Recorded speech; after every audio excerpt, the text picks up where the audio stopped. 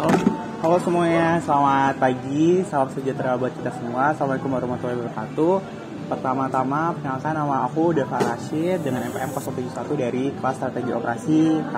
Nah, jadi teman-teman di sini tuh kita bakalan membahas suatu topik yang menarik dan materi yang sebenarnya mungkin dari anak-anak kelasku itu udah sempat diajarkan sama dosen pengampuku, yaitu Ibu Deli Novita. Nah, jadi pokok pembahasan hari ini tuh ada dua, yaitu pengembangan produk dan layanan serta organisasi, dan yang kedua itu adalah proses strategi operasi perumusan dan implementasi. Nah, jadi di sini tuh udah aku catat semua ya teman-teman ya di sini kayak apa aja yang bakalan kita bahas untuk hari ini seperti itu. Ya, tadi kan kita udah menyinggung tentang bakalan ngebahas apa. Nah, pertama-tama pokok pembahasan pertama yaitu pengembangan produk dan layanan serta organisasi. Nah, kalau misalnya kita lihat dalam operasional itu pasti sangat penting banget nggak sih sebuah pengembangan produk, layanan dalam organisasi perusahaan tersebut. Nah, mungkin teman-teman kayak ada yang masih bingung gitu loh, kayak apa sih pengembangan produk dan layanan serta organisasi. Jadi, aku bakalan ngejelasin secara singkat. Jadi itu merupakan suatu perubahan yang diberikan oleh perusahaan kepada kinerja karyawan untuk menghasilkan suatu output dan input yang bagus.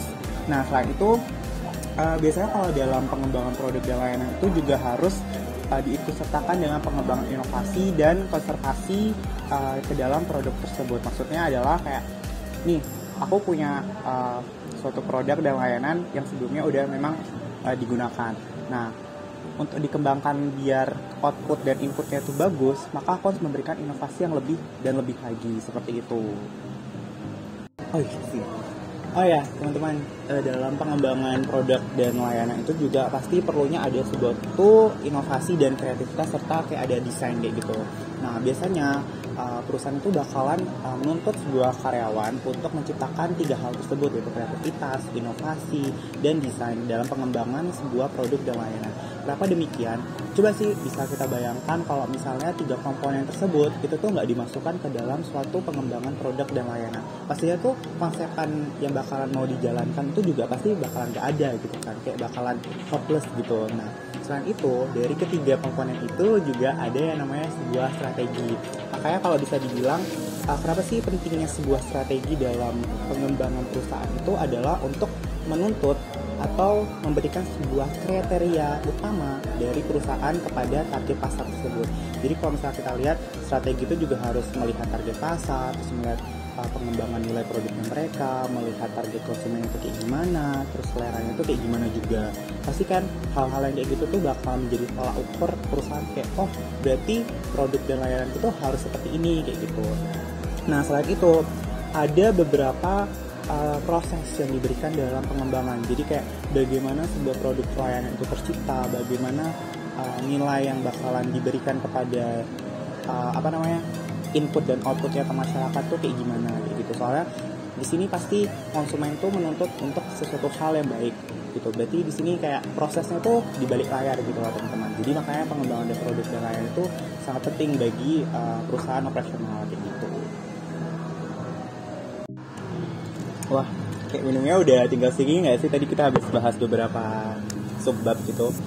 Nah, selain itu kalau bisa kita lihat kembali, pasti dalam sebuah pengembangan perusahaan itu diperlukan namanya sumber daya operasi. Nah, sumber daya operasi itu juga banyak kriteria, ada yang terdiri dari sumber daya manusia, sumber daya dan lain-lain sebagainya kayak gitu. Nah, kenapa sih sumber daya itu sangat diperlukan dalam pengembangan perusahaan? Yang pertama juga ditujukan untuk meningkatkan produktivitas pekerja. Jadi coba sih teman-teman bayangkan kalau misalnya kita tuh udah punya tiga komponen tadi yang udah aku sebutin, yaitu desain, kreativitas, sama inovasi. Tetapi perusahaan itu tidak memberikan tunjangan lain kayak fasilitas atau apapun itu. Nah, pastinya produktivitas kinerja karyawan itu bakalan menjadi lebih low kayak gitu, kayak tidak bakalan maksimal kayak gitu. Terus yang kedua, sumber daya ini tuh juga dituntut untuk mencapai tujuan perusahaan. Nah, kalau misalnya sumber dayanya udah bagus, terus apa yang diinginkan dan strukturnya itu udah bagus, pasti tujuan perusahaan itu bakal udah tercapai. Selain itu, sumber daya ini itu merupakan pilar utama dari bagi perusahaan itu untuk meningkatkan motivasi untuk kedepannya. Jadi kalau misal contoh gini, aku aku sebagai karyawan dan aku melihat teman-temanku memiliki kinerja yang baik. Nah, itu tuh pasti aku bakalan termotivasi untuk memberikan suatu input yang benar-benar bagus kepada perusahaan tersebut. Jadi kinerja yang kita bakalan berikan tuh benar-benar bakalan jauh lebih baik ke depannya, seperti itu. Terus selain itu, sumber daya ini tuh juga sangat berpotensi baik banget untuk melihat prospek kedepannya bagi perusahaan itu kayak gimana. Contoh, coba kita bisa lihat tentang perusahaan Gojek. Nah, Gojek itu kan awal mulanya itu terbentuk sekitaran tahun 2015 yang kayak dari awal banget, bener-bener yang dari drivernya cuma satu, terus jadi 10, terus sekarang udah jadi beribu-ribuan gitu. Nah, ini tuh ada hubungannya nih tentang pengembangan produk dan layanan. Gojek itu juga termasuk perusahaan yang mengembangkan di bagian produk dan layanan. Produknya itu mereka apa? Produknya mereka itu adalah sebuah aplikasi dan memberikan sebuah layanan terhadap kenyamanan pengguna kayak gitu. Soalnya kenapa di sini kalau nggak salah dari Bapak Nadiem Makarim itu juga melihat potensi yang diberikan oleh Ojek itu tuh bisa dikembangkan untuk prospek kedepannya di masa yang sekarang ini. Mungkin teman-teman udah bisa lihat kan kayak banyak banget dampak positif dari Gojek, kayak bisa memberikan kenyamanan kita, efisiensi waktu. Terus salah satunya juga mungkin anak-anak milenial yang mager kayak kita ini benar-benar terbantu. Contohnya kayak GoFood kayak gitu-gitu. Nah, itu tuh merupakan suatu bentuk pengembangan layanan dalam perusahaan. Nah, layanan dalam perusahaan itu tuh pertama itu dimulai dari internal dulu. Kalau misalnya internal udah baik, itu bisa dikembangkan keluar. Contohnya Gojek ini, kayak Gojek itu awal-awal muncul tuh banyak banget dinilai kritikan, kayak banyak banget mereka dapat kritikan. Nah, selain itu kritikan yang mereka terima itu dijadikan suatu motivasi supaya bisa lebih berkembang dengan baik, seperti itu. Jadi kayak ya ini memiliki korelasi yang sesuai lah sama apa yang kita bakalan pelajari pada hari ini kayak gitu-gitu. Dan ini juga ya sesuai dengan materi kita, yaitu pengembangan produk dan layanan. Nah, jadi di sini tuh juga Gojek itu juga bisa melihat target pasar mereka gitu, kayak untuk kedepannya. Jadi sebagai seorang perusahaan yang baik, mereka itu tidak boleh hanya melihat dari satu sisi saja, tapi juga harus melihat dari berbagai sisi. Nah, sisinya tuh sisi saat ini dan sisi untuk kedepannya dan sisi pada masa lalunya. Kenapa dibilang pada masa lalunya?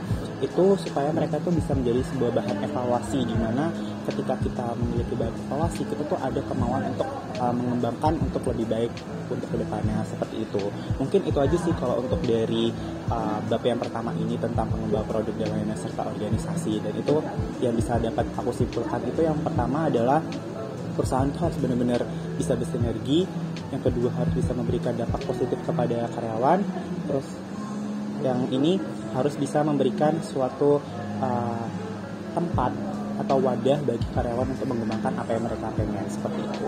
Ya teman-teman, tadi kan kita sudah membahas tentang topik sebelumnya ya, tentang subbab yang kita bakalan pelajari. Nah, selanjutnya kita bakal membahas tentang proses, strategi, dan implementasi. Nah, jadi di sini yang bisa aku jabarin ada 3. Yang pertama, formulasi strategi operasi, terus analisis yang diperlukan dalam formulasi, serta implementasi strategi operasi. Nah, pertama-tama, apa sih yang dimaksud dengan formulasi strategi operasi? Nah, sini aku udah bikin catatannya di sini ya, jadi mungkin aku agak sedikit membaca. Jadi yang pertama, formulasi atau permasalahan strategi operasi itu adalah proses praktis untuk mengartikulasikan berbagai tujuan dan keputusan yang membentuk strategi.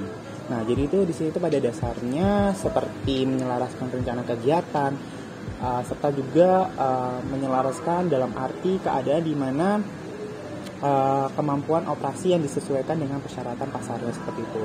Jadi kalau kita mau bikin suatu formulasi, itu harus bisa menyelaraskan apa yang perusahaan mau dengan apa yang target pasar mau, kayak gitu intinya.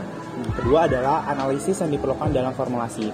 Jadi di sini tuh ada komprehensif, memiliki korelasi internal, memastikan keputusan sesuai dengan prioritas, menyoroti persimpangan sumber daya, seperti itu. Nah, terus di sini juga ada pengertian tentang implementasi strategi operasi. Yang pertama, implementasi strategi operasi itu adalah cara strategi operasi yang dioperasikan atau dijalankan dan melibatkan proses yang memastikan bahwa strategi itu tercapai. Nah, di sini juga ada 4 peran operasi, yaitu pertama pengontrol, terus juga ada operator, pelatih, dan fasilitator kayak gitu. Ya, tadi kita juga udah membahas tentang beberapa tahapan dari proses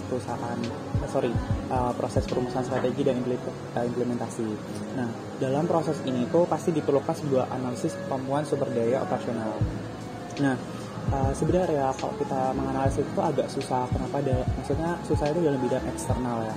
Karena di situ terlepas dari kesediaan alat dan teknik praktis yang direncanakan. Jadi kayak kita tuh juga harus bisa melihat fokus dan tujuan dari pihak eksternal lainnya gitu kan. Kalau misalnya kita ambillah contoh dari perusahaan Tesla. Tesla ini kan didirikan pada tahun 2003 di California, di mana itu tuh adalah sebuah rancangan mobil listrik yang sekarang mungkin dari teman-teman itu udah pada tahu kalau ini sudah sangat benar-benar wow banget ya mobil tersebut, kayak dengan harga yang memang super pricey tapi memiliki sebuah keunggulan yang benar-benar matang banget. Nah, akan tetapi perjalanan mobil Tesla itu sangat panjang banget sampai bisa di posisi saat ini. Jadi kayak kenapa ini tuh bisa dibilang sangat susah dalam lingkungan eksternal, karena pertama pada zaman yang kemarin, beberapa tahun yang lalu, mobil Tesla itu mengalami kendala dari peningkatan suku cadang. Terus kayak melihat dari pihak eksternal yang mana itu adalah target pasar mereka yang masih condong ke berbahan bakar fosil kayak gitu. Nah, disinilah sebuah perusahaan Tesla itu dituntut untuk memberikan sebuah inovasi dan memberikan sebuah implementasi yang lebih baik lagi dalam pengembangan produk mereka, yaitu mobil Tesla dengan menggunakan tenaga listrik gitu. Nah, kalau bisa kita lihat mobil Tesla itu bekerja sama dengan Mercedes, yang dimana itu tuh sangat bisa menggait investor gitu. Banyak banget investor yang sekarang udah join di pengembangan mobil Tesla kayak gitu, sehingga di sini tuh juga benar-benar bisa memberikan dampak yang baik lagi. Kayak contohnya banyak banget konsultan dari otomotif itu udah mau join atau udah mulai berkolaborasi dengan mobil Tesla, karena mobil Tesla itu setelah diuji coba itu memiliki lebih banyak keunggulan daripada mobil-mobil listrik yang lainnya dan mobil-mobil yang berbahan dasar tenaga fosil kayak gitu. Nah, selain itu, dalam pembahasan proses implementasi dan strategi rumusan ini juga diperlukan sebuah gagasan tentang kemampuan operasi. Nah, jadi itu gagasan itu tuh benar-benar kalau bisa dibilang itu adalah tahapan yang paling dasar banget, yang paling utama banget, dan itu jujur memang tidak terlalu mudah. Selain itu, kemampuan berasal dari aset yang penting secara strategis, aset yang langka, sulit dipindahkan, sulit ditiru, dan sulit diganti. Ini juga relevan banget sama perusahaan Tesla, di mana memang mereka tuh tahapannya memang sangat susah. Mereka sudah memang memiliki ide dan gagasan, tapi terrealisasikan yang benar-benar wow banget tuh baru di tahun 2022 gitu. Mungkin teman-teman juga udah bisa lihat sendiri ya, banyak banget yang udah review mobil tersebut yang memang benar-benar sangat worth it lah untuk dibeli, walaupun dengan harga yang super pricey gitu. Nah, dalam pengembangan perusahaan Tesla itu juga pasti memiliki namanya analisis SWOT. Nah, analisis SWOT itu sebuah alat manajemen strategi yang diterapkan secara luas untuk melihat titik awal yang baik dalam analisa sumber daya operasi kayak gitu. Nah, di sini tuh bakalan melihat nih mekanisme yang terjadi secara eksplisit antara hubungan internal yang terdiri dari kekuatan dan kelemahan dan faktor eksternal yang terdiri dari peluang dan ancaman seperti itu. Nah, teman-teman, kita tadi udah bisa membahas tentang dua bahasan yang tadi. Yang pertama proses layanan dan produk dalam pengembangan organisasi, dan juga proses perumusan implementasi dan strategi proses kayak gitu. Nah, dalam kita sebagai mahasiswa itu juga harus bisa dituntut mengembangkan inovasi-inovasi kita yang lain, tidak hanya dalam dunia perkuliahan, tetapi ketika kita udah kerja seperti itu. Nah, mungkin ini aja sih yang bisa aku sampaikan buat teman-teman. Mungkin sekiranya masih ada yang salah atau misalnya ada yang kurang, aku mohon maaf banget. Terima kasih buat teman-teman udah bisa mendengarkan beberapa cuplikan atau beberapa menit dari video ini. Semoga berkah dan memberikan manfaat. Aku Dava Arasid, FM 071 dari kelas Strategi Operasika. Berterima kasih banget buat teman-teman, dan selamat menikmati. Dadah.